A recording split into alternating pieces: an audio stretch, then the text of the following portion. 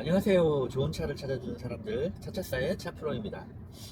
요즘에 부쩍 전기차에 대한 질문을 하시는 분들이 많이 계세요. 이제 사도 되나요? 어떻게 생각하세요?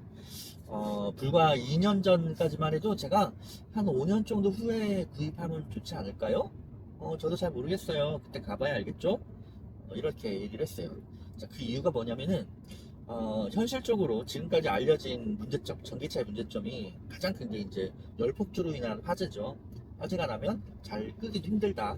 그다음 두 번째가 충전 인프라가 너무 부족하다. 조금 장거리라도 갈라치면은 차를 충전할 곳이 없습니다.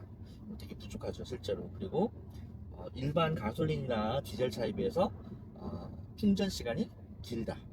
세 가지가 가장 큰 문제점이었어요. 그 다음에 차를 타면서 사람들이 이제 느끼기 시작했던 거는 전기차 같은 경우에 사고가 났을 때 문이 잠겨져서 문이 열리지 않더라. 실제로 이제 화재가 났는데 빨리 나와야 되는데 못 나오는 이유들이 문이 잠겨서라고 하죠. 그 다음에 이제 이 부분은 우리가 지금까지 이제 알려진 부분들이에요. 근데 이제 여러분들은 잘 몰랐던 그런 부분들이 뭐냐면 실제로 사람들이 전기차를 운행을 하면서 느끼는 부분들이에요. 첫 번째가 뭐냐면 차가 이 전기차나 하이브리드 차는 회생 제동이라는 걸 하게 돼요.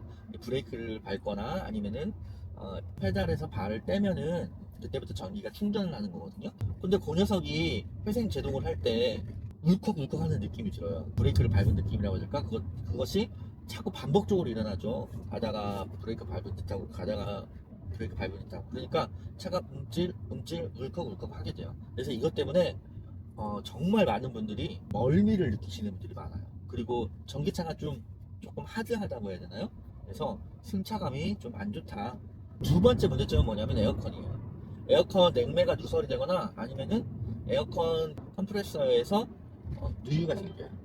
근데 이게 희한하게 요즘 나오는 차들, 특히 전기차들에게 되게 심하게 나타나요. 한 10대 정도 점검하면 7대 정도가 그래요. 그래서 당장에는 또 에어컨 이상이 없어 보이는데 한 몇 개월 지나면 에어컨 바람도 시원하지 않게 되고 이런 현상이 벌어졌다. 근데 수리를 하려면 90만 원, 100만 원 막 이래요. 그래서 이걸 좀 알아봤더니 그 냉매가 옛날에 프레온가스를 썼잖아요. 이게 신냉매로 바뀌었는데 에어컨을 구성하는 그 부품들은 내구성이 옛날 프레온가스에 맞춰서 되어 있는 것 같아요. 신냉매 같은 경우는 돌리면 좀 압력이 많이 발생을 한대요. 그래서 이게 내구성이 떨어져서 그런 현상이 벌어지지 않나? 라는 추측을 하고 있어요. 근데 이거는 사실 너무 심각해서 리콜을 해줘야 되지 않을까 싶은데 아직까지도 안 해주고 있어요. 그 다음에 세 번째가 뭐냐면 잡소리 문제.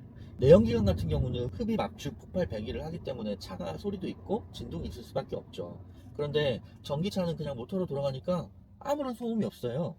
근데 이게 너무너무 조용하니까 차에서 이렇게 실내에서 나는 내지는 이런 잡소리가 드러나게 되는 거죠. 그래서 이 전기차를 타시는 분들은 너무 조용한데 실내에서 잡소리가 나거나 그런 게 너무 귀에 거슬린다고 항의하시는 분들이 되게 많으세요. 그러니까 이게 뭐 고요 속에 삐그덕 소리라고 해야 될까? 시끄러울 때는 별 소리가 날 수 있는데 너무너무 고요한데 거기서 발자국 소리 하나만 나도 크게 들리죠? 그런 느낌. 자, 그 다음에 이제 네 번째가 뭐냐면 그 전기차는 각종 센서들이 많아요. 아무래도 센서들이 많고 그러기 때문에 이 센서가 우리를 일으키면은 이 우리 보통 이게 경고등이라고 하잖아요. 근데 통합 경고등이 막 떠요. 이것저것 막. 그러면 사람들이 어떻게 생각하겠어요? 기존에 내연기관 탈 때는 뭐 그렇게 경고등이 많이 뜰 일이 별로 없었는데 이거는 뭐 뭐도 문제 통합 경고등이 막 뜨니까 깜짝 놀라겠죠. 근데 그런 경우들이 되게 많아요. 의외로 많아요. 이 심지어 업데이트를 뭐 안 해줘가지고 그렇다 뭐 그런 경우들도 되게 많아요. 그 다음에 다섯 번째가 뭐냐면 수리비입니다. 수리비. 이 수리비가 엄청 비싸요. 일반 내연기관에 비해서. 물론 뭐 엔진을 바꾸거나 뭐 이런 경우는 차도 비싸긴 하지만 이거는 일단 배터리 값이 거의 차값의 반절에 육박해요. 배터리 문제도 있고 배터리뿐만 아니라 감속기라든지 여러 가지 부품들이 아직은 비싸요. 그러니까 아무래도 전기차가 아직 초기이기 때문에 그럴 수도 있고 좀 더 대중화되고 많이 소모가 되면 부품값이 좀 저렴해질 수는 있겠죠.